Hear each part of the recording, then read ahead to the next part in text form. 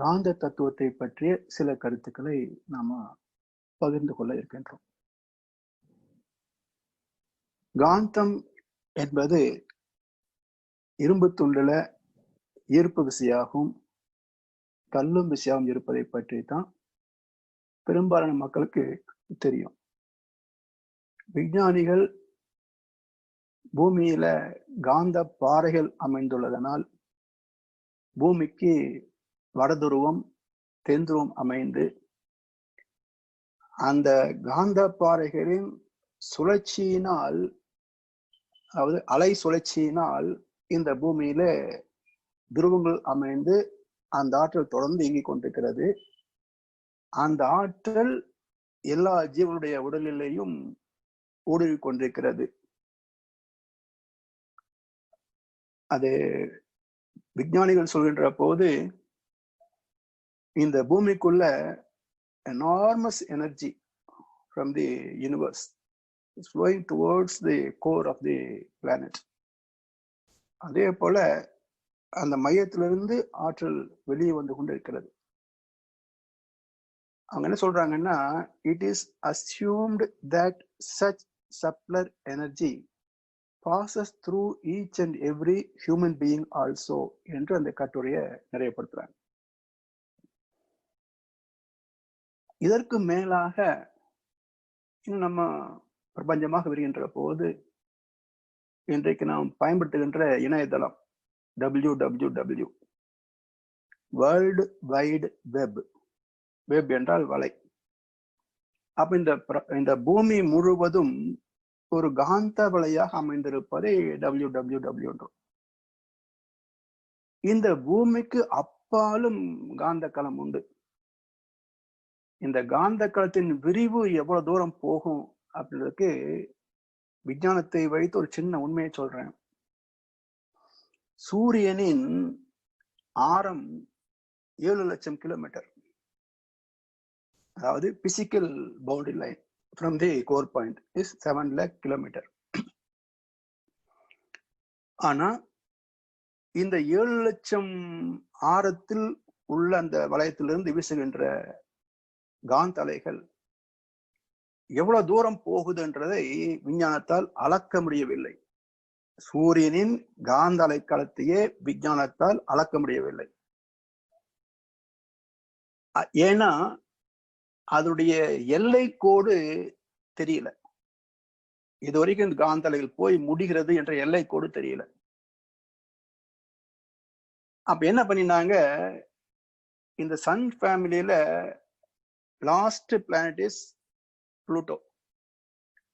So Pluto external orbit, outside orbit, outside peripheral end. அந்த எல்லை, அதாவது சூரியனிலிருந்து புளூட்டோடைய அடுத்த பக்கத்தில் உள்ள எல்லை, அது வரைக்கும் உள்ள காந்த களம் 600 கோடி கிலோமீட்டர் என்று எடுக்கிறாங்க. அப்படின்னா இது ரேஷியோ போடும்போது 8574 மடங்கு அதிகமாக போகுது. அப்போ ஒரு கோள் உடைய அமைப்பு எவ்வளவோ அது 1:8574 போடணும். அப்போ ஒரு அங்குலம் பருமன் என்றால் அந்த ஆற்றலின் காந்த அலைக்களம் 8574 மடங்கு விரியும். அதாவது அதுக்கு மேல, இது அளக்கக்கூடியது, அதுக்கு மேல விரியும். அப்ப ஏன் இந்த காந்தத்தின் எல்லையை அளக்க முடியவில்லை என்ற போது மகர்ஷி உதாரணம் சொன்னாங்க. ஒரு விளக்கு இருக்குது, அதுல அந்த திரி வெளிச்சம் கொடுக்குது. இந்த வெளிச்சம் இதுவரைக்கும் பரவி எங்க வெளிச்சம் முடிஞ்சு இருள் தொடங்குறது அப்படின்ற பவுண்டரி லைன் போட முடியுமான்னு கேட்டார்.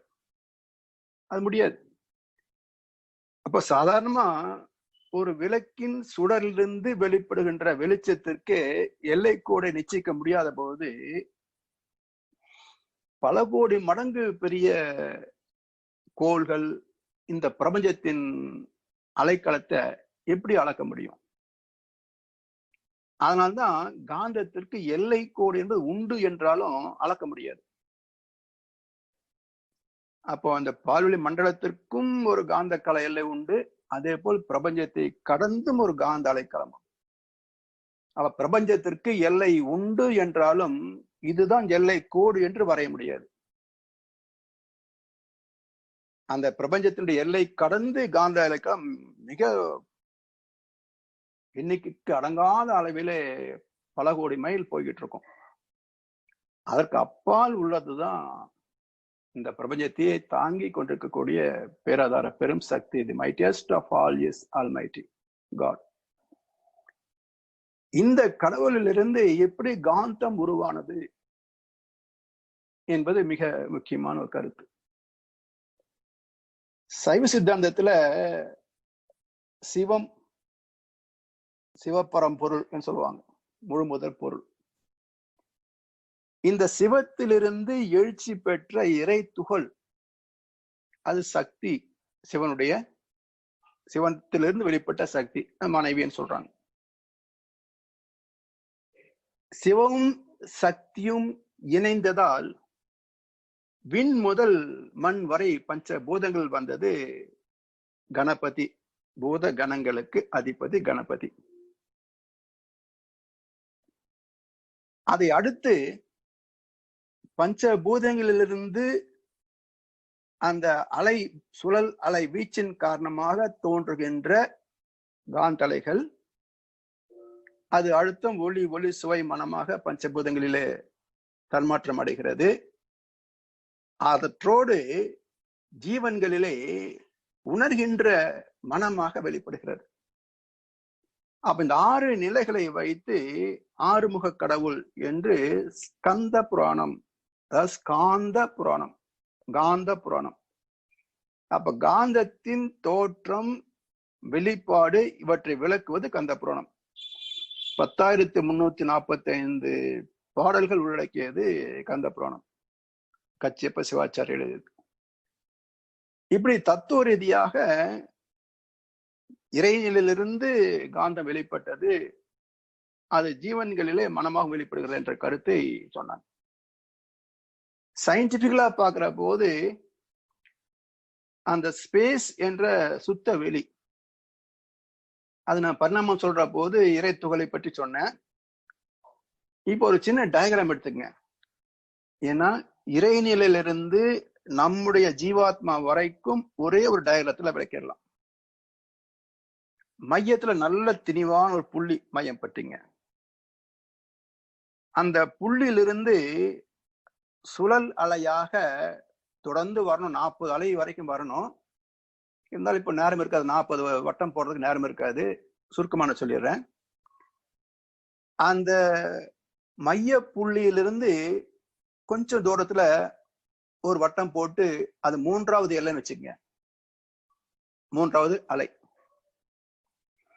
அடுத்து கொஞ்ச தூரத்துல 3லிருந்து 7 வரைக்கும் அந்த 7வது அலை அடுத்த வட்டம் போட்டுங்க. அதன் பிறகு 13 வரைக்கும் உள்ள அலை அது வட்டம் போட்டுங்க. அது பிறகு 40 வரைக்கும் உள்ள அலை கொஞ்சம் தூரத்துல இன்னொரு வட்டம் போட்டுங்க. இப்ப இதுல என்னெல்லாம் இருக்கு அப்படின்னா, number 1 pure space as core point. இந்த அமைப்புல மையத்தில் உள்ளது அந்த பரம்பொருளின் அதே தன்மை, சிறிதும் மாற்றமில்லாத பியூர் ஸ்பேஸ். அது எந்த பிரபஞ்ச தன்மாற்றத்திலையும் உயிரின தன்மாற்றத்திலையும் சிறிது கூட மாற்றம் அடையாத அந்த தெய்வத்தின் பின்னம். அந்த சுத்த வெளி என்றால் இதுவும் சுத்த வெளிதான், பின்னப்பட்ட சுத்த வெளி. அது கிராவிட்டின்னா இது ஸ்பெசிபிக் கிராவிட்டி, இந்த உயிர் துகளுக்குள் அடக்கப்பட்டிருக்கின்ற மூலமாகிய வெளி. இது நம்பர் 1. இந்த வெளி இறைத்துகளை கம்பேர் பண்ணும்போது பல மடங்கு பெருசுது. ஏன்னா ஒரு இறைத்துகள் அது என்ன கோர் பாயிண்ட் ஸ்பேஸ் இருக்குமோ, சில கோடி இறை துகள்கள் குவிந்து விண்ணாகும் போது அத்தனை கோர் பாயிண்ட் சேர்ந்து கோர்ல பெருசாகும். அதே போல அது பரமாத்மா நிலைக்கு வருகின்ற போது இன்னும் அதனுடைய கோர் பாயிண்ட் பெருசாகும். ஜீவாத்மா வருகின்ற போது இன்னும் பெருசாகும். அப்பதான் அதனுடைய அலைவீச்சு 40 வரைக்கும் போகும். அப்ப சிறு துகளிலே, இறை துகளிலே தோன்றிய சின்ன பின்னமாச்சா, அந்த மைன்யூட் பார்ட்டிகள் 3 அலை வரைக்கும் போய் அது முடிஞ்சு போயிடுச்சு. அடுத்து சில கோடி துகள் சேர்ந்து விண் வந்த போது அது இன்னும் கொஞ்சம் சுத்தவெளியோடு ஊடுருவி போய் 7ல அந்த வேகம் முடிஞ்சு போச்சு. நட்சத்திரங்கள், நவகோள்கள், பஞ்சபூதங்கள், இந்த 3இன் அலைவீச்சு இணைந்து திணிப்பட்ட போது அது இன்னும் விரிவு பெற்று 13ல அதனுடைய அலை வேகம் முழுக்க நியூட்ரலைஸ் ஆகி போச்சு. நுண்ணுயிர் முதல் கொண்டு மனுஷன் வந்து முடிகிற போது மனித ஜீவாத்மாவில இன்னும் அந்த திணிவு கூடி கூடி கூடி அவருடைய வேகம் எழுச்சி பெற்று 13ஐ கடந்து 40 வரைக்கும் போய் நிறைய பெற்றது. அப்போ அந்த மையத்தில் உள்ள புள்ளி அதிலிருந்து எழுகின்ற அலை வீச்சு 40 வரைக்கும் போகும். அந்த அளவுக்கு சுழல் அலைகள் வரும். அப்போ அந்த மைய புள்ளி நம்பர் 1 பியூர் ஸ்பேஸ், அடுத்து whirling energy, enormous power, whirling energy with enormous power, அது நம்பர் 2. அந்த 3ன்னு போட்டிருக்கு பாருங்க, அங்கிருந்து அலைத்துகள் இறைத்துகளுடைய 3 அலைகள் அதுல முடியுது. விண் வருகின்ற போது 7ல முடியுது. பிறகு ஆல்பா ஃப்ரீக்வன்சி சொல்லக்கூடிய பரமாத்மா நிலையில 13ல முடிகிறது. மனிதன் முடிகின்ற போது ஜீவாத்மாவில 40ல முடிகிறது. இதுதான் ஜீவாத்மாவுடைய ஸ்ட்ரக்சர்.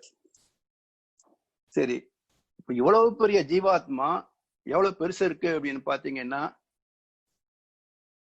ஒரு பைக்கோ வினாடியை விட பல லட்சம் மடங்கு சிறுசு.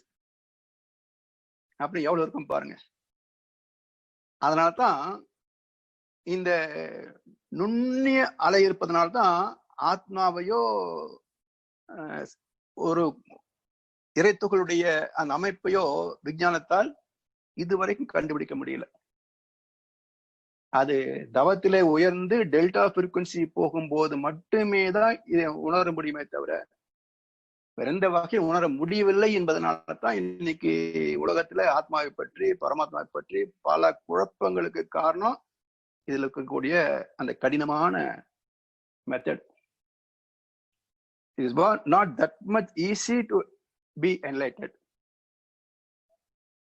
சரி, இப்ப அந்த இறை துகளிலே காந்தம் தோன்றுகிறது. அப்ப இருப்பு, இயக்கம், காந்தம். மையத்தில் பியூர் ஸ்பேஸ், தென் விர்லிங் எனர்ஜி, அடுத்து லேயர்ல காந்தம். அப்ப இந்த காந்தத்தின் அளவு பஞ்சபூதங்களில் வருகின்ற போது விண்ணிலே பிரஷர், அழுத்தம், காற்றிலே பிரஷர், அது எக்ஸ்ட்ரா பிரஷர் ஆகும் போது சவுண்டா வரும். அடுத்து நெருப்பில இன்னும் அதிகமாகின்ற போது அந்த அழுத்தமே ஓசையை தாண்டி வெப்பமாக, வெளிச்சமாக மாறும். திரவ பொருட்களிலே சுவையாக மாறி கெட்டி பொருட்களிலே வாசனையாக, மனமாக மாறுகிறது. இதுக்கு ரொம்ப சிம்பிளா ஒரு எக்ஸாம்பிள் சொன்னார் சுவாமிஜி. உள்ளங்கை, இன்னொரு கை ஆள்காட்டி விரல வச்சு அந்த உள்ளங்கைய லேசா அழுத்துங்க. விண்ணை சுத்தவெளி அழுத்துவது போல இப்ப இந்த உள்ளங்கைய இன்னொரு கை ஆள்காட்டி விரலால அழுத்துகிறோம். இது பிரஷர், அழுத்தம். அந்த அழுத்தத்தில் அப்படியே வச்சு லேசா தேய்ங்க. காது தேய்ச்சிங்கன்னா லேசா சத்தம் வரும். அப்போ அழுத்தம் கொஞ்சம் கூடுதலாக தொடர்ந்து தேய்க்கிற போது, இயங்குகின்ற போது சத்தம் வருது. அப்படி தேய்ச்சிட்டே இருந்தீங்கன்னா சூடு வரும் உள்ளங்கையில. சூடு வந்த உடனே வியர்வை வரும், வாட்டர் பார்ட்டிகிள், வியர்வை. அப்புறம் அழுக்கு வரும், கெட்டி பொருள். அவ்வளவுதான் உள்ளங்கைக்குள் விஞ்ஞானம். 5 தன்மாற்றத்தை இவ்வளவு சிம்பிளா சொல்லக்கூடிய ஆற்றல் பார்த்தீங்கன்னா மகிழ்ச்சி ஒருத்தர் தான் இவ்வளவு சிம்பிளா விளக்கினார். எங்கேயும் லேபுக்கே போக வேண்டாம். சோ பஞ்ச தன்மாற்றத்தை எவ்வளவு ஈஸியா விளக்கிட்டாரு பாருங்க.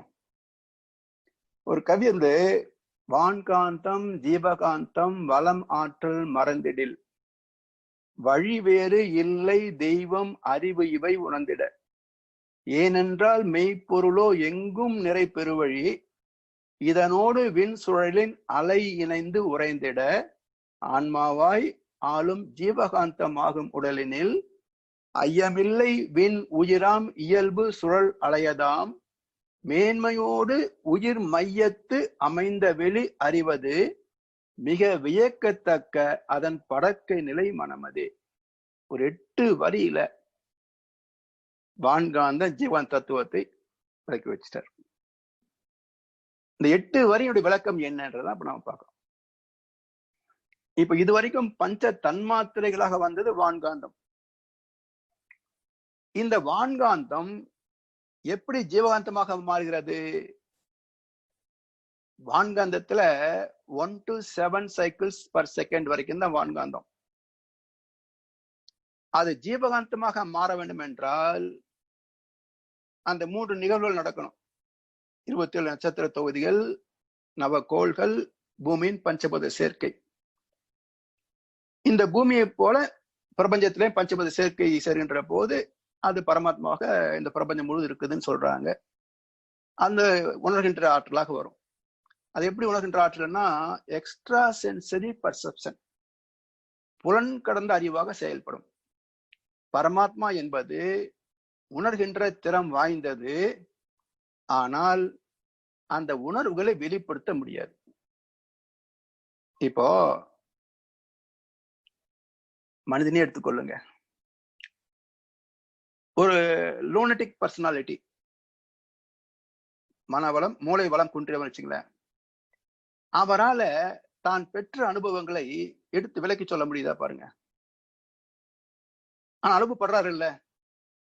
அப்போ மனித உடலுக்குள் 8 அம்சங்களில் ஒரு அம்சம் குறை உள்ளது, அவ்வளவுதான். மூளை இல்லாம இல்லை, கொஞ்சம் அதுல செல் அடுக்கு சரியா இல்லை, அவ்வளவுதான் குறைபாடு. இதுக்கே தான் பெற்ற அனுபவங்களை நினைவுபடுத்திக் கொள்ளவோ கோர்வையாக எடுத்து விலக்கி சொல்லவோ இயலவில்லை என்றால், உடம்பே இல்லாத பரமாத்மா எப்படி விளக்க சொல்ல முடியும்? அதனால்தான் அது அறியும். ஆனால் தான் அறிந்ததை சொல்வதற்கு மனித மூளை வேண்டும். அதனால்தான் மனிதனே தெய்வத்தை அறியக்கூடியவன், இயற்கை ரகசியங்களை அறியக்கூடியவன். அறியப்படாத ரகசியம் இல்லை, வெளிப்படாத மறைபொருள் இல்லை என்று இயேசு சொன்னாரு. அந்த வெளிப்படுகின்ற இடம் மனிதனுடைய மூளை. இது வழியாகத்தான் வெளிப்பட முடியும். அதனால இந்த 7 அலைச்சூழல் வரைக்கும் பஞ்சபத தன்மாற்றம் வந்துடுது. 8லிருந்து 13 வரைக்கும் பரமாத்மா என்ற வகையிலே அனைத்தையும் உணரக்கூடிய அறிவாக வெளிப்படுகிறது. உணர்ந்த பிறகு அதை வெளிப்படுத்தக்கூடிய ஊடகம் வேண்டும் அல்லவா? அந்த ஊடகத்துக்கு தான் நான் ஏற்கனவே சொன்னது போல இந்த வான்காந்தத்தோட இந்த ஜீவகாந்தத்தோட லேசான வெப்பமும் நீர்த்தன்மையும் சேர்ந்தால் அந்த ஜீவகாந்தம் ஜீவனாக மாறும். அப்படி தோன்றிய முதல் ஜீவன் தான் ப்ளூ கிரீன் அல்கே மைக்ரோ பாக்டீரியான்னு சொன்னோம். அது வளர்ச்சி பெற்று மனிதனாக முடிவு பெற்றிருக்கிறது. அப்ப என்ன ஆகுது? இந்த ஜீவகாந்தம் என்பது பரமாத்மாவாகவும் ஜீவாத்மாவாகவும் உணர்கின்ற சிரம் பெறுகிறது. அப்ப வான்காந்தத்திற்கு உணர்கின்ற சென்சிங் ஃபேக்கல்டி கிடையாது, ஜீவாந்தத்திற்கு உணர்கின்ற திறம் உண்டு. அந்த உணர்கின்ற திறம் 8 13 வரைக்கும் வெளிப்படுத்த முடியாது. வெளிப்படுத்தக்கூடிய இடம் 14 முதல் 40. சோ காரணம் என்ன? அந்த உயிர் என்ற தனித்த இயக்கம் ஏற்பட்டது. அதற்கு லேசான வெப்பமும் சூடும் துணை செய்ததுனால அந்த பரமாத்மா என்ற அமைப்பு தனித்துகளாக, ஜீவனாக, நுண்ணுயிராக தோன்றியது. அது 14 அலைச்சூழலில் தன் அனுபவத்தை உணர்கிறது. அப்படி தொடர்ந்து ஒவ்வொரு ஜீவனிலேயும் இந்த அனுபவங்கள் கூட கூட கூட கூட அது 40 வரைக்கும் உணர்ச்சி வேகத்தோடு இணைந்த 40 அலைச்சூழல் வரைக்கும் போச்சு. இந்த வான்காந்தத்தின் தன்மாற்றம் பாருங்க, அழுத்தம், ஒளி, ஒளி, சுவை, மனமாக அந்த தன்மாற்றம் ஒவ்வொரு கோளையும் குறிப்பிட்ட தூரத்தில் விலக்கி வைப்பதற்கு இந்த காந்தலைகள் ரிப்பல்சிவ் ஃபோர்ஸா செயல்படும். ஒரு கோளுக்கும் இன்னொரு கோளுக்கும் இடையில ஒரு தூரம் உண்டு. நமக்கு தெரிந்த உதாரணம் எடுத்துக்கிட்டீங்கன்னா, சூரியனுக்கும் பூமிக்கும் இடையில 9 கோடி மைல் டிஸ்டன்ஸ். என்ன காரணம் என்றால், சூரியனிலிருந்து பின்னப்பட்டதுதான் இந்த சப் பிளானட்ஸ். அப்படி பின்னப்பட்டாலும் பின்னப்பட்ட துகள் அனைத்தும் குவிந்து ஒவ்வொரு கிரகங்களாக மாறி போச்சு. அப்ப அணுக்களின் சேர்க்கை எங்கு தோன்றினாலும் அதுக்கு ஒரு தச்சுழற்சி வேகம் அமையும். அந்த தச்சுழற்சியின் காரணமாக விரிவலை, காந்தலை வரும். அப்போ பூமியின் காந்த அலைக்களத்துக்குள், சூரியனின் காந்த அலைக்களத்துக்குள் பூமி இயங்கினாலும் பூமியின் காந்த அலைக்களம் சூரியன் காந்த அலைக்களத்தோடு ரியாக்ட், கொலைடாது. அப்படி கிளாஷ் ஆகின்ற போது இதனுடைய அலைக்களம் அதனுடைய அலைவேகத்தோடு எங்க நியூட்ரலைஸ் ஆகுதோ அதுக்கு இடையில டிஸ்டன்ஸ் ஆகும். அதாவது repulsive force of sun plus repulsive force of earth equal to surrounding pressure force of the space equal to distance between the two planets. அணுவுக்கும் இதுதான் விதி, எல்லா கோள்களுக்கும் இதுதான் விதி. அப்ப தூரம் எப்படி அமைந்தது என்றால், ஒரு அணுவின் அலைவீச்சு இன்னொரு அணுவின் அலைவீச்சு இவை இரண்டையும் கூட்டினால் சுத்திருக்கின்ற சுத்தவெளியின் அழுத்தத்திற்கு ஈக்குவலைஸ் ஆகணும். ஈக்குவலைஸ் ஆயிடுச்சுன்னா அதுக்கு மேல் நெருங்க முடியாது. ஆகிற வரைக்கும் தான் நெருங்க முடியும். இப்படி ஒவ்வொரு கோளுக்கும் இடையில் அமைந்த காரணம் இந்த காந்தத்தின் ரிப்பல்சிவ் நேச்சர். அதே சமயத்துல அந்த அட்ராக்டிவ் நேச்சர் இருக்கிறதுனால தான் அந்த துகள் ஒரு தொகுப்பாக இயங்க முடிகிறது. அட்ராக்ஷன் இல்லைன்னா அணுக்கள் சிதறி போயிடும். அது மட்டுமல்ல, இந்த காந்தத்தின் தன்மாற்றம் தான் வெளிச்சமாக மாறுகிறது. இப்ப சூரியனிலிருந்து ஹீலியம் அலைகள் வருது பாருங்க. அந்த ஹீலியம் அலைகள் பூமியின் காந்த களத்தை தொடுகின்ற வரைக்கும் அதனுடைய நிறம் கருமை. பூமியின் காந்த களத்துக்குள் ஊடுருகின்ற போது அந்த உரசலின் காரணமாக இந்த பூமியின் காந்த களம் தன்மாற்றம் அடைகிறது. அந்த தன்மாற்றம் தான் வெப்பமாகவும் வெளிச்சமாகவும் மாறுகிறது. அப்போ சூரியனுடைய அலைகளை பூமி முன்பக்கம் வாங்குகின்ற போது அது பகல் பொழுது. அதுக்கு பின்பக்கம் இருக்கிற இடத்துல இந்த காந்தலைகள் போய் மோதி தன்மாற்றம் நிகழ முடியாது. அதனால் இரவாக இருக்கிறது. இப்படி எல்லா கோளிலேயும் எங்க ரியாக்ஷன் நடக்குதோ அங்கதான் conversion and consumption of biomagnetism will become colours and appearance. So தோற்றத்திற்கும் நிறங்களுக்கும் அடிப்படை காந்தத்தின் தன்மாற்றம். அந்த காந்த தன்மாற்றம் அடையவில்லை என்றால் அது இருட்டாதான் இருக்கும். இது பஞ்சபூதங்கள்ல. ஜீவனிலே வருகின்ற போது நுண் உயிரில அது ஸ்பரிசத்தை உணரக்கூடிய திறம் மட்டுமே பெற்றது. அப்ப காந்த அலைகள் ஸ்பரிசமாக தன்மாற்றம் அடைகின்ற போது அந்த மையத்தில் இருக்க பியூர் ஸ்பேஸ் அது எழுச்சி பெற்றுதானே விர்லிங் எனர்ஜி ஆச்சு, அதுதானே காந்தமா மாறுது. அப்ப காந்தத்துக்குள்ளேயே அந்த கான்சியஸ்னஸ் உடைய அட்ராக்ஷன் இருக்கும், அந்த விர்லிங் போர்ஸ் உடைய ரிப்பல்ஷன் இருக்கும். அப்ப attraction plus repulsion because magnetism. அதனால இந்த நுண்ணுயிரினுடைய அனுபவம் என்ன ஆகுது, அந்த அட்மாஸ்பியருடைய உரசலிலே பெறுகின்ற அந்த கன்வர்ஷன்ல ஒரு சுகத்தை அறிகிறது. அந்த சுகத்தை அதனுடைய கருமையம் ஈர்த்து இருப்பாக்கிக் கொள்கிறது, கேரக்டரைஸ் ஆகுது. இப்போ அந்த நுண் உயிரில பியூர் ஜெனடிக் சென்டராக இருந்தது, இப்போ அந்த ஸ்பரிசம் என்ற அனுபவம் உள்ள போய் மிக்ஸ் ஆகிற போது the genetic centre is renamed as soul. Genetic centre plus experiences equal to soul. காந்த கருமையம் பிளஸ் அனுபவங்கள் ஈக்குவல் டு ஆத்மா. அப்ப ஜீவாத்மா மனுஷங்கிட்ட மட்டும் இல்ல, அது நுண் உயிராகிய மைக்ரோ பாக்டீரியாவிலேயே ஜீவாத்மா பிறந்து விட்டது, மனமும் பிறந்து விட்டது. அங்க மனம் எதை உணர்கிறது, அந்த ஸ்பரிசம் என்பதை மட்டுமே உணர்கின்றது. ஸ்பரிசம் என்பது என்ன, சுற்றிக்கின்ற அட்மாஸ்பரிக் பிரஷர் இருக்கு இல்லையா, அதை மோதுகின்ற போது ஏற்பட்ட உரசலிலே ஒரு சுகம் இருந்தது, அந்த சுகத்தை இன்பமாக உணர்ந்தது, அந்த இன்பத்தை பதிந்து கொண்டது. அந்த இன்பத்தை விரும்புகின்ற நேச்சர் இருக்கிறதுனால தான் அது தொடர்ந்து வாழ்வதற்கான முயற்சியை மேற்கொள்கிறது. அப்படி அமீபாவிலிருந்து இது மைக்ரோ பாக்டீரியா அமீபாவாகி தாவரங்களாகி வந்ததுதான் போன வகுப்புல நாம் பார்த்தோம்.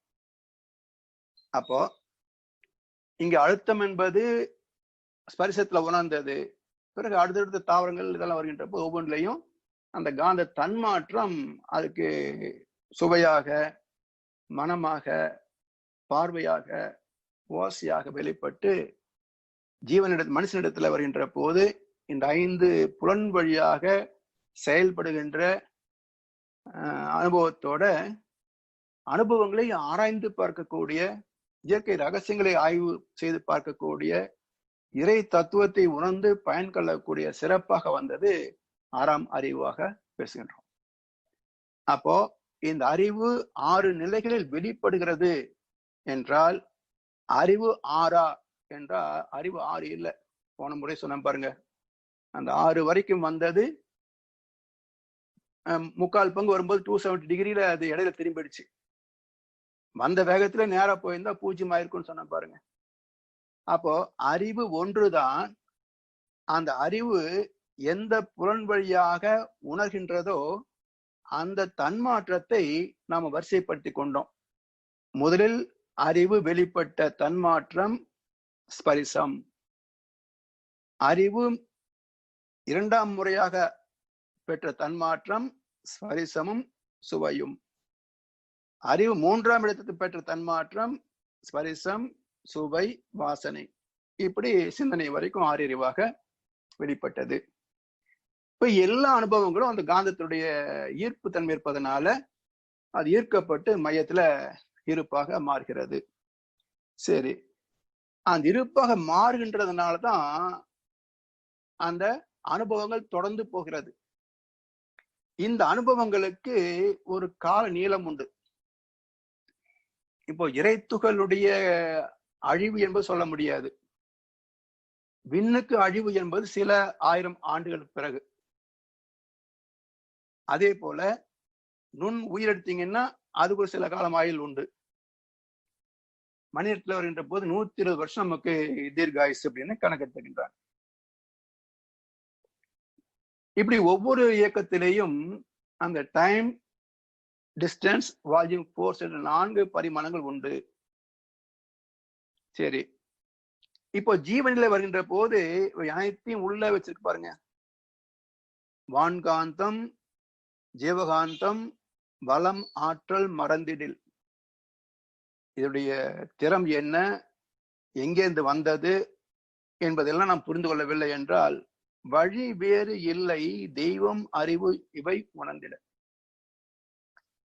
வேற எந்த வகையில தெய்வத்தை அறிய முடியுமான்னு பாருங்களேன். இப்போ மனதை கொண்டுதான் அறிகிறோம். மனசு சப்போர்ட் பண்ணலைன்னா எதையாவது நம்ம சிந்தனை செய்ய முடியுமா, ஆராய்ச்சி பண்ண முடியுமா, அறிந்து கொள்ள முடியுமா? அப்ப காந்தம் என்ற மன அலைகளை பயன் கொள்ளவில்லை என்றால் நாம் எதையும் உணர முடியாது, புரிந்து கொள்ள முடியாது, பயன் கொள்ள முடியாது.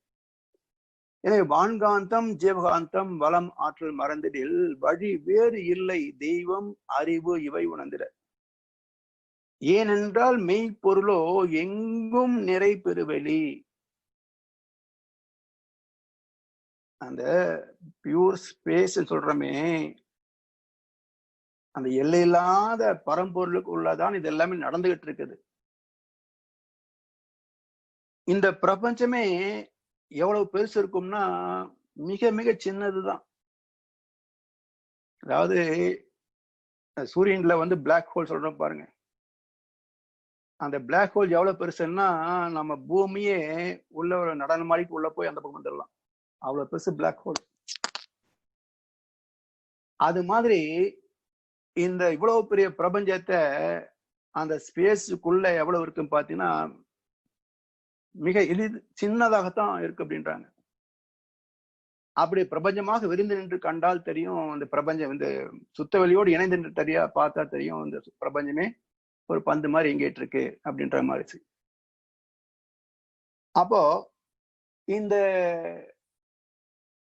எங்கும் நிறை பெருவெளி, அந்த சுத்தவெளிக்குள் தான் அனைத்தும் நிகழ்ந்து கொண்டிருக்கின்றனவே, அதுக்கு அப்பால் ஒண்ணுமே கிடையாது. அதுக்கு எல்லை கோடும் சுத்தவெளிக்கு எல்லை கோடும் கிடையாது. எனவே எங்கும் நிறைந்திருக்கின்ற பெருவெளி, அது நிலைத்த வெளி சுத்தவெளி. இந்த பிரபஞ்சம் நிறைவெளி. ஏன்னா இதுக்கு ஒரு பவுண்டரி காண முடியவில்லை என்றாலும் ஒரு எல்லை கோடு உண்டு. அதனால இந்த எல்லைக்குள் நிறைவதால் இது நிறைவெளி. இதை கடந்து நிலைத்திருப்பது நிலைவெளி. அப்ப சுத்தவெளி அது நிலைத்திருப்பது, அதே நிலைத்த சுத்தவெளி இந்த பிரபஞ்சம் முழுவதும் நீக்கமற நிறைந்திருக்கின்றது. ஏனென்றால் மெய்ப்பொருளோ எங்கும் நிறை பெருவெளி, இதனோடு விண் சுழலின் அலை இணைந்து உறைந்திட. இந்த சுத்தவெளியோட விண் சுழற்சி ஏற்பட்டதால் இந்த சுழல் அலையும் சுத்தவெளியின் சூழ்ந்திருக்கும் தன்மையும் இணைந்த இடம்தான் காந்த களமாக மாறியது. அதான் டயக்ராம்ல நாம் பார்க்கிறோம். இதனோடு விண் சுழலின் அலை இணைந்து உறைந்திட ஆன்மாவாய் ஆளும் ஜீவகாந்தமாகும் உடலினில். அங்க கருமையமா இருந்தது, இங்க கருமையம் அனுபவங்களை பெற்றது. அப்போ உலகங்களின் ஈர்ப்பு உள்மையம் கொண்டும் உயிர் வகைகளில் காந்த கருமையம் கொண்டும் நலமுடனே ஜீவகாந்த நல் இயக்க சீரால் நடுநிலையாம் இறையாற்றல் நடத்தும் சீர் மறந்தோர் என்று ஒரு கவிதை சொல்லுவார். அப்ப ஒவ்வொன்றுக்கும் கோர் பாயிண்ட் கருமையம் உண்டு. பஞ்சபூதங்களிலே அதுக்கு கோர் பாயிண்ட் கருமையம் மட்டும்தான் சொல்லுவோம். ஜீவன்களிலே அந்த கருமையத்தோடு அனுபவங்கள் அதுல பதிவுகின்ற காரணத்தினால இது ஆன்மாவாக பேசப்படுகிறது. அப்போ பஞ்சபூதங்களிலே கருமையம், ஜீவன்களிலே கருமையம் plus experiences equal to soul, ஆத்மா. அப்போ இதனோடு விண் சுழல் அலை இணைந்து உறைந்திட ஆன்மாவாய் ஆளும் ஜீவகாந்தமாகும் உடலினில். நம்ம உடம்புக்குள்ள எது நம்ம ஆள்கிறது? நம்ம கிட்ட காந்தம் என்ற ஒரு அமைப்பு இல்லைன்னு வச்சுக்கோங்க, எதையாவது நாம் உணர முடியுமா? ஒரு செயலை செய்ய முடியுமா? இல்ல வாழ முடியுமான்னு பாருங்களேன், இருக்காது. அது மட்டும் இல்ல, அது எப்படி ஆள்கிறது என்றால் அது திணிவா இருந்தா நல்லா உணர்கிறோம். திணிவு குறைய குறைய சுகம் குறையுது. திணிவு இல்லை என்றால் சுகமே துக்கமாக மாறுகிறது. இப்போ 25 வயசு வாலிபன் 4 மைசூர் பாக் சாப்பிடுறான்னு சாப்பிட்டுறான். அதே வாலிபன் 50-60 வயசு ஆகும்போது ஒரு மைசூர் பாக் வச்சுக்கிட்டு மென்னு பாக்குறாரு, முழுங்க முடிய மாட்டேங்குது.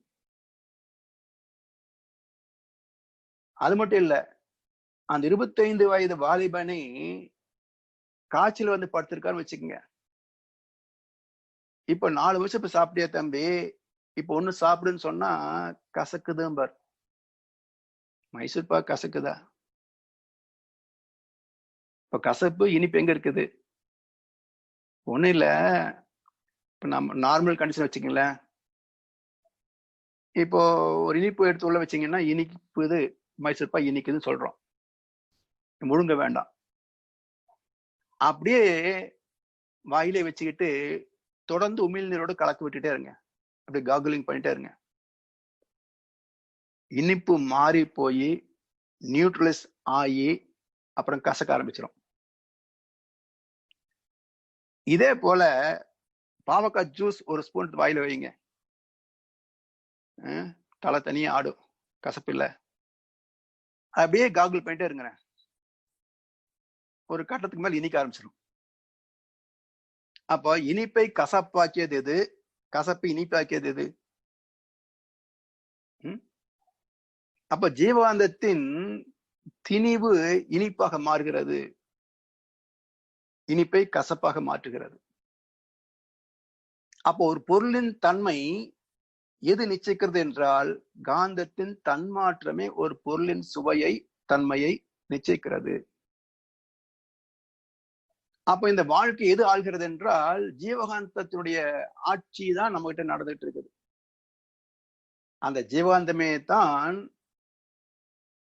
14 முதல் 40 அலை வரைக்கும் எல்லா அனுபவங்களையும் ஈர்த்து உள்ள இருப்பாக்கி கொண்டு அவற்றை பிரதிபலித்து மனமாக எண்ணமாக மூளையில மோத வைத்து அந்த எண்ணம் படுத்துற பாடு இருக்கு பாருங்க.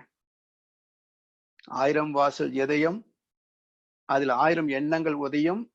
யாரோ வருவார், யாரோ இருப்பார், வருவதும் போவதும் தெரியாது. ஒருவர் மட்டும் குடியிருந்தால் என்றும் துன்பமில்லை. ஒன்று இருக்க ஒன்று வந்தால் என்றும் அமைதி இல்லை. அப்ப இந்த மனசு நினைக்காம நம்ம ஒண்ணு பண்றோமான்னு பாருங்களேன். மனசு நினைக்காதத நம்ம ஏதாவது செய்யறோமான்னு பாருங்க. அப்ப நம்ம ஆட்டி வைப்பது எதுங்க? ஜீவாந்தம். எனவே இதனோடு விண் சுழலின் அலை இணைந்து உறைந்திட ஆன்மாவாய் ஆளும் ஜீவகாந்தமாகும் உடலினில் ஐயமில்லை, விண் உயிராம் இயல்பு சுழல் அலையதாம். எது உயிரா மாறிச்சுங்க? விண்ணேதான் உயிராக மாறியது. மாற்றியது எது?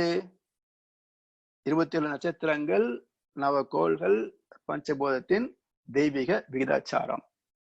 இந்த 3 சேர்ந்து விண்ணை தரம் மாற்றியது, அது உயிராட்சி. ஆன்மாவாய் ஆளும் ஜீவகாந்தமாகும் உடலினில் ஐயமில்லை, விண் உயிராம் இயல்பு சுழல் அலையதாம். மேன்மையோடு உயிர் மையத்து அமைந்த வெளி அறிவு. மிக நுட்பமான விளக்கம் இது. மேன்மையோடு உயிர் மையத்து அமைந்த வெளி அறிவு. எவ்வளவு சிறப்புன்னா வார்த்தைகள் இல்லை. நான் ஏற்கனவே சொன்னேன் பாருங்க, ஒரு கணவன் மனைவிக்கு ஒரு குழந்தைய பிறக்க வைக்கணும் அப்படின்னா இந்த பிரபஞ்ச அறிவு எவ்வளவு நுட்பமாக செயல்படுகிறது அப்படின்னு பாருங்க. கணவனுடைய தலைமுறைகளிலே கணவன், அப்பா, தாத்தா, பாட்டி, கொள்ளு தாத்தா, பாட்டி, இப்படி 7 தலைமுறை. மனைவி பக்கத்துல மனைவி 7, அம்மா அப்பா 6, தாத்தா பாட்டி 5, இப்படி 7 தலைமுறை, இந்த 7 14 தலைமுறை. இந்த 14 தலைமுறைகளின் கர்ம பலன் என்ன என்று கணக்கெடுத்து அதுல எந்த பலாபலன்கள் எழுச்சி பெற்றிருக்கிறது அதையும் கணக்கெடுத்து இதுக்கு எந்த நட்சத்திரம் மேட்ச் ஆகுது அதை தேர்ந்தெடுத்து அந்த நட்சத்திரத்தில் தாம்பத்தியம் நிகழ்ந்தால் கருவாக்குகிறது. இது எவ்வளவு பெரிய சூப்பர் காம்பினேஷன் பாருங்க. இதை நினைச்சு பார்த்தா நமக்குள் இருக்கின்ற அந்த தெய்வம் என்ற அறிவு எவ்வளவு சக்தி மிக்கது, எவ்வளவு துல்லியமானது, இதை விளக்கி சொல்ல முடியுமா? இவ்வளவுதான் சிறப்புன்னு எல்லை கட்ட முடியுமா? மேன்மையோடு உயிர் மையத்து அமைந்த வெளி. அதாவது எவ்வளவு சிறப்பு பாருங்க. இப்ப அந்த டயக்ராம்ல மைய புள்ளி, அந்த புள்ளிக்கு தான் சுத்தவெளியின் பின்னம், ஸ்பெசிபிக் கிராவிட்டி. அப்படி இயல்பு என்ன? அறிவு. இந்த அறிவு தான் ஆற்றலாக சுழலையாக வெளிப்பட்டு கடைசி வரைக்கும் பயணிக்கிறது. 40 வரைக்கும் பயணிக்குது. அப்படி பயணித்து 14 முதல் 40 அலைகளிலே ஜீவாத்மாவாக அனுபவங்களை பதிகிறது. ஆனா இங்க இவ்வளவு இருக்கு அப்படின்றத அறியுது.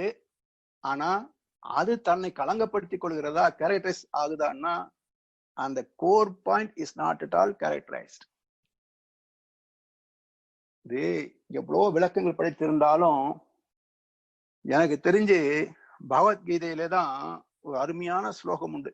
குணத்திரய விபாக யோகம் என்ற அத்தியாயத்துல வியாச பகவான் சொல்றாரு, அர்ஜுனா, அத்தனை குணங்களும் என்னில் இருந்து பிறந்தவையே. நல்லா கவனிங்க, அத்தனை குணங்களும் என்னில் இருந்து பிறந்தவையே. ஆயினும் அவைகள் என்னை தலைக்க மாட்டா, பந்தப்படுத்த முடியாது, கட்டுப்படுத்த முடியாது, ஆட்சி செய்ய முடியாது. எப்படி? இங்க 14 to 40 எல்லா அனுபவங்களும் ரெக்கார்ட் ஆயிருக்குங்க.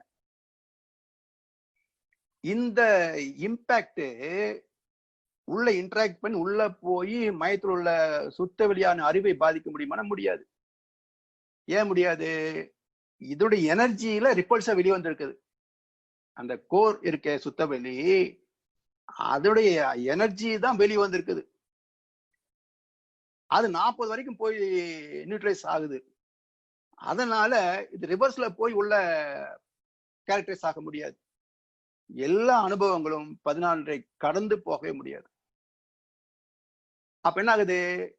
14 இருந்து 40க்குள் எல்லா நற்குணங்களும் தீய குணங்களும் இருக்கின்றன. ஆனால் இது மையத்துல என்ன 13 அளவே ஊடுருவ முடியல. அவர் மையத்துல உள்ள சுத்தவெளி எப்படி ஊடுருவ முடியும்? அதனால சொன்னேன், இந்த தூய வெளி, அந்த சுத்த வெளியின் தன்மை என்னவோ அதே புனிதத்துவத்தோடு தான் நமக்குள்ளும் இருக்கிறது. அதனாலதான் நமக்குள் இருக்கின்ற தெய்வத்தை அறிந்துவிட்டால் அதே தெய்வம் தான் எல்லாமாக இருக்கிறது என்பதை அறிந்து விடலாம். பக்தி பெருக்கில் எந்தன் ஊன் உருக, அந்த பரவசத்தில் உள்ள உயிர் உருக, சக்தியெல்லாம் திரண்டு சிவம் பெருக, சித்தம் எல்லாம் எனக்கு சிவமயமே. இதுக்கு வழி தியானம். அப்ப நமக்குள் ஜீவாத்மாவை அறிகின்றோம், அதுக்கு மூலமாக பரமாத்மா தரிசனம் நமக்குள்ளே நிகழ்கிறது. அதற்கு மூலமாகிய உயிரை அறிகின்றோம், அதுக்கு மூலமாகிய தெய்வத்தை இங்கேயே அறிகிறோம். அதான் சொன்ன, ஆன்மலயம் என்பது அகத்தில் நிகழ்வது, புறத்தில் நிகழ்வது அல்ல. அப்ப ஆலயங்கள், வழிபாட்டு ஸ்தலங்கள் என்பது என்னன்னா, எனக்குள் நிகழ்கின்ற இந்த ஆன்மலயத்திற்கு துணை செய்கின்ற பயிலரங்கம், பயிற்சி கூடம், அந்த வழிபாட்டு ஸ்தலங்கள். அப்போ மேன்மையோடு உயிர் மையத்து அமைந்த வெளி அறிவு. கீதைக்கு அப்புறம் மகர்ஷி தான் சொல்றாங்க. வேற எந்த ஆன்மீக நூலும் இந்த க்ளூ கிடையவே கிடையாது. நீங்க எந்த சொற்பொழிவு கேட்டு பாருங்க, யாருக்காவது இந்த விளக்கம் சொல்ல தெரியுமான்னு. சோ வேதவியாசர் கீதையில் எழுந்ததை அவருக்கு பிறகு வெளிப்பட்ட ஒரே மகன் பகவான் வேதத்ரி மகர்ஷி அவர்கள். மேன்மையோடு உயிர் மையத்து அமைந்த வெளி, சுத்த வெளியில் பின்னம் அறிவு. அது அந்த பேரறிவே பின்னப்பட்டு பகுத்தறிவாக இங்கு செயல்படுகிறது. மேன்மையோடு உயிர் மையத்து அமைந்த வெளி அறிவு, அது மிக வியக்கத்தக்க அதன் படற்கை நிலம் மனம். அதுவே படற்கை நிலை மனம். அதுவேதான் 14-40 அலையில் வருகின்ற போது மனமாக வெளிப்படுகிறது.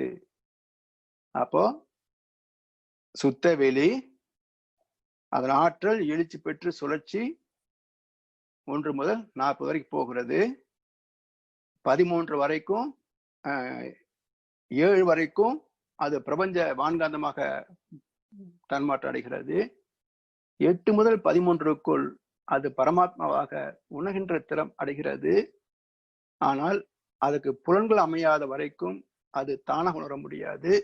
அது எக்ஸ்ட்ரா சென்சரி பர்செப்ஷன் என்ற வகையிலே புலன்கடல் அறிவாக மட்டுமே செயல்படுமே தவிர புலன் உணர்ந்த செயலாக அது நினைவு கொண்டு பேசவோ உணர்த்தவோ முடியாது. அந்த சிறப்பை பெற்றது 14 முதல் 40 அலை வரைக்குள்ள ஜீவ ஆத்மா. இந்த அனுபவங்கள் பிரதிபலிக்கின்ற பொழுது மனம், அந்த மன அலைகள் மூளையில மோதுகின்ற போது அந்த பதிவு டைம், டிஸ்டன்ஸ், வால்யூ, போர்ஸ் என்ற 4 பரிமாணங்களாக அதை பிரித்து உணர்கின்ற சிறப்பு மூளை செல்கள். அது உணர்கின்ற போது எண்ணங்களாக வெளிப்படுகிறது. சோ எண்ணம் பிறக்கின்ற இடம் மூளை, மனம் பிறக்கின்ற ஆத்மா, ஆத்மாவுக்கு மூலம் பரமாத்மா, பரமாத்மாவுக்கு மூலம் சுத்த வெளியாகிய அறிவு. இது நமக்குள்ளேயே எல்லாமே இருக்கு. சரி, இதுல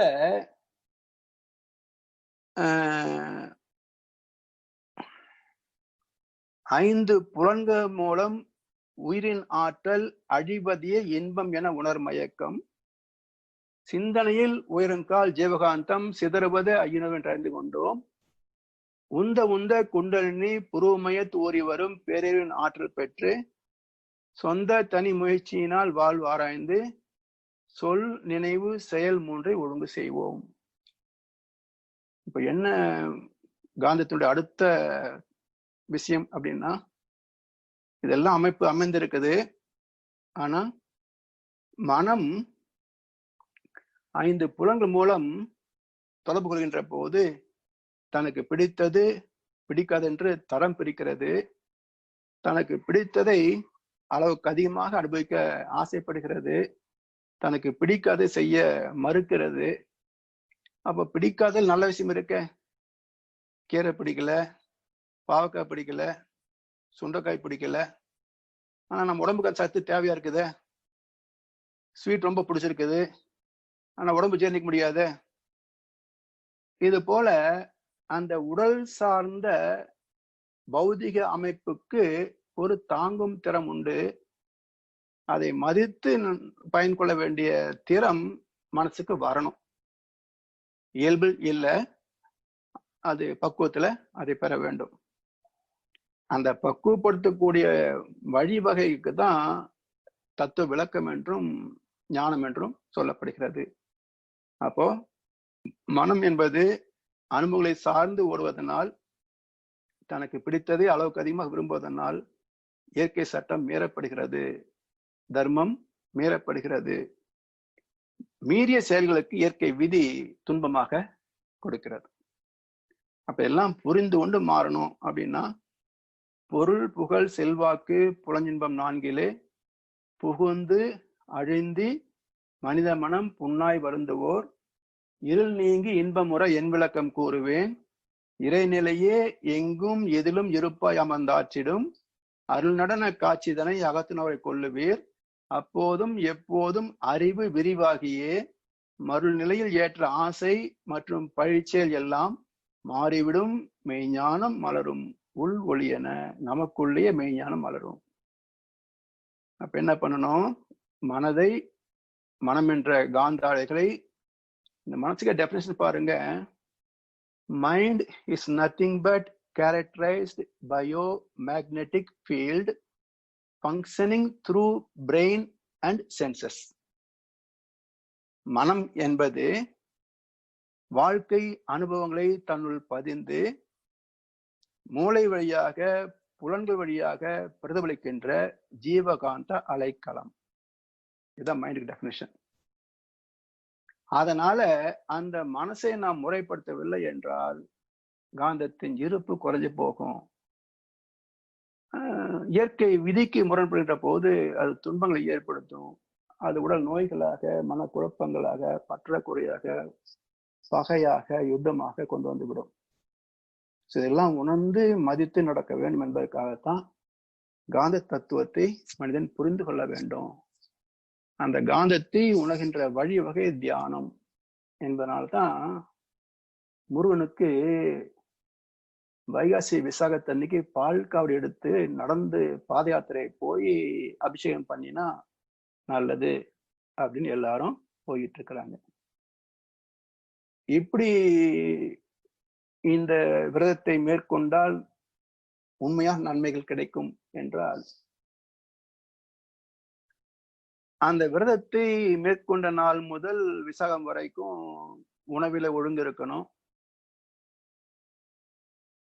ஆன்மீக சிந்தனை அதிகமாக இருக்கணும், நல்ல கருத்துக்களை படிக்கவும் கேட்கவும் பேசவும் செய்யணும். அதன் பிறகு பாத யாத்திரை மேற்கொள்ளணும்.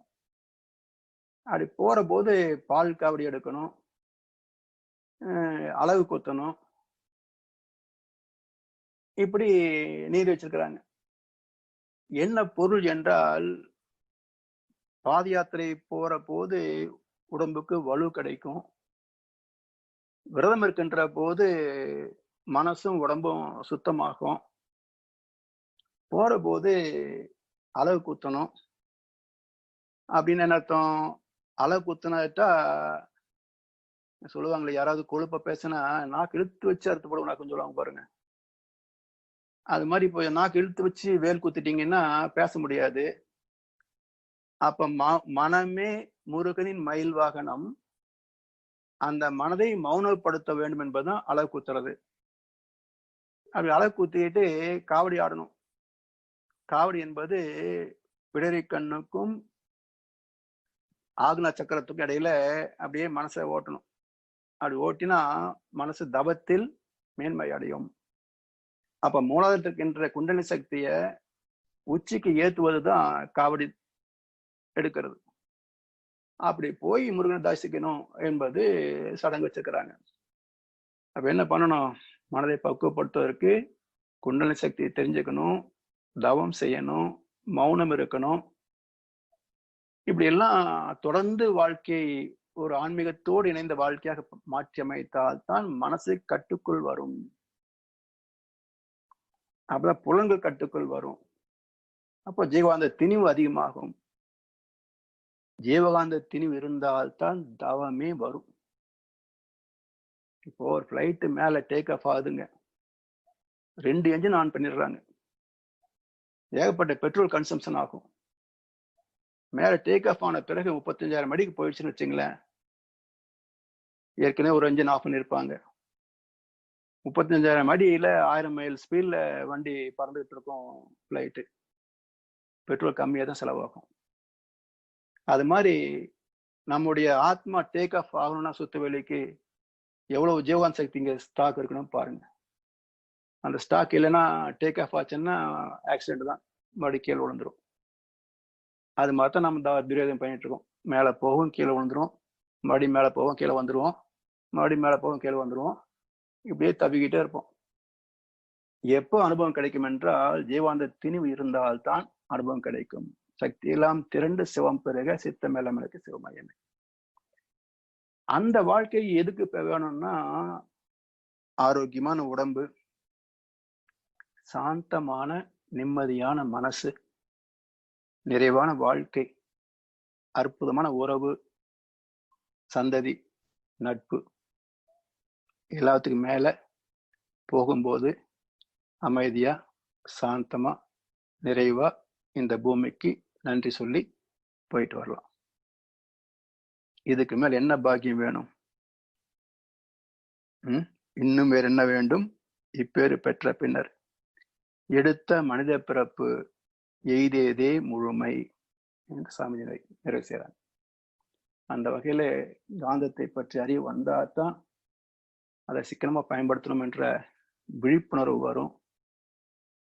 காந்தம் திணிவு பெற்றால்தான் ஞானத்தின் வாசல் திறக்கும்.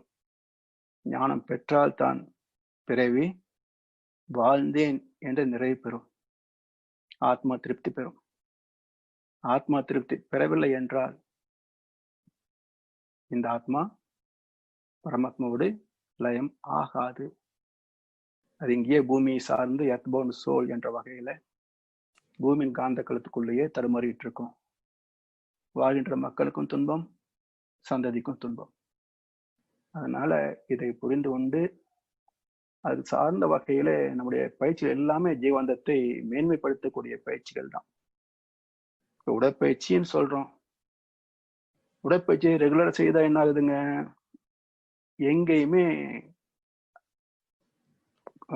காற்றோட்டம், வெப்ப ஓட்டம், ரத்த ஓட்டம், காந்த ஓட்டம், உயிர் ஓட்டம் என்ற 5 ஓட்டங்களும் சீராக ஓடுகின்ற போது தேக்கம் இருக்காது. தேக்கம் இல்லைன்னா வலி இல்லை, வலி இல்லைன்னா வியாதி இல்லை. தேக்கம் வந்தால் அதை சீர்படுத்துறதுக்கு அந்த இடத்துக்கு எக்ஸ்ட்ரா எனர்ஜி சப்ளை ஆகணும். இப்போ தேக்கமே இல்லைன்னா அந்த எக்ஸ்ட்ரா எனர்ஜி செலவாது பாருங்க, அது மிச்சம் தானே. அப்ப உடற்பயிற்சி தொடர்ந்து செய்தால் அது காந்தத்தின் உள்சக்தியின் இருப்பை கூட்டுகிறது. அதே போல மனசை சகட்டுமே ஓட விடாம வச்சோம்னா 6 குண சீரம்பின் மூலமாக மனதின் ஆற்றல் திறமாகிறது, ஜீவன் சக்தி திணிவு பெறும். எதுக்கும் மேல தவம் செய்கின்ற போது, ஒவ்வொரு மையத்தில் மனதை நிறுத்துகின்ற போது, அதுலயும் ஒவ்வொரு மையத்தின் இயக்க திறம் அதிகமாகும், உற்பத்தி திறம் அதிகமாகும். அப்ப காந்தத்தின் இருப்பு அதிகமாகும். காயப்பு பயிற்சி சேர போது நம்ம மூலாதாரத்தின் செயல் திறத்தையே அதை மேன்மைப்படுத்தி விடும். அந்த ஜெனரேட்டர் கெப்பாசிட்டியே இன்க்ரீஸ் பண்ணி கொடுத்துரும் காயல்பம். இப்படி உடற்பயிற்சி, காயல்பம், தத்துவ விளக்கம், தியானம் என்ற 4 பயிற்சிகளும் ஜீவாந்தத்தை பெருக்கம் செய்யக்கூடிய பயிற்சிகளே. அது மட்டும் இல்ல, இந்த பூமியுடைய ஆற்றல் மட்டுமல்ல, பஞ்சபோத ஆற்றல் மட்டுமல்ல, இந்த பிரபஞ்ச ஆற்றலும் இருக்கக்கூடிய வகையில் அமைந்ததுதான் சக்தி கலதவம், சிவகலதவம். இப்படி ஒரு மனிதன் எந்தெந்த வகையிலெல்லாம் தன் ஆற்றலை பெருக்கிக் கொள்ள முடியும் என்று ஆய்ந்து ஆய்ந்து ஆய்ந்து பார்த்து அற்புதமாக மனவளக்கலையை அமைத்து தந்திருக்கின்றார் மகர்ஷி அவர்கள். இந்த பெருமையெல்லாம் நினைக்கிற போது நம்ம என்ன கைமாறு செய்ய முடியும் அந்த மகனுக்கு? எவ்வளவு புண்ணியம் செய்திருந்தா நம்ம இங்க வந்து சேர்ந்திருப்போம்னு நினைச்சு பாருங்க. அப்ப இதை விட்டு போவதற்கே மனசு வராது. இதை விட ஒரு உயர்ந்த, தெளிவான, அனுபவபூர்வமான வழிவகை, வாழும் வகை என்பது உலகத்துல வேற எங்கேயுமே இல்லை. எனவே இதனுடைய சிறப்புகளை, மேன்மைகளை புரிந்து கொண்டு முழுமையாக பயன் கொண்டு நாமும் நல்ல முறையில வாழ்ந்து மற்றவர்களுக்கும் ஒரு எடுத்துக்காட்டாக, வழிகாட்டியாக அமைவோம் என்று சொல்லி இந்த விளக்கத்தை நிறைவு செய்கின்றோம். வாழ்க வளமுடன், வாழ்க வளமுடன், வாழ்க வையகம். வாழ்க வளமுடன் ஐயா. வாழ்க வளமுடன். நமக்கு அருமையான காந்த தத்துவத்தை பற்றி சிறப்புரையை அளித்த பேராசிரியர் பழனிசாமி ஐயா அவர்களுக்கு பல நன்றிகள். நாம் அனைவரும் சேர்ந்து ஐயாவுக்கு வாழ்த்து தெரிவிப்போம். எல்லாரும் தவ நிலைக்கு வந்து விடுங்கள். ஐயா அவர்களின் உடல்நலம், நீலாயில், நிறைச்செல்வம், வளர்ப்புகள், மெய்ஞானம் பெற்று வாழ்க வளமுடன். ஐயா அவர்களின் குடும்பம், உறவுகள் மற்றும் நட்புகள் வாழ்க வளமுடன். ஐயா அவர்களின் ஆன்மீக தொண்டு வாழ்க வளமுடன். வாழ்க வளமுடன் ஐயா. ரொம்ப சிறப்பான உரை.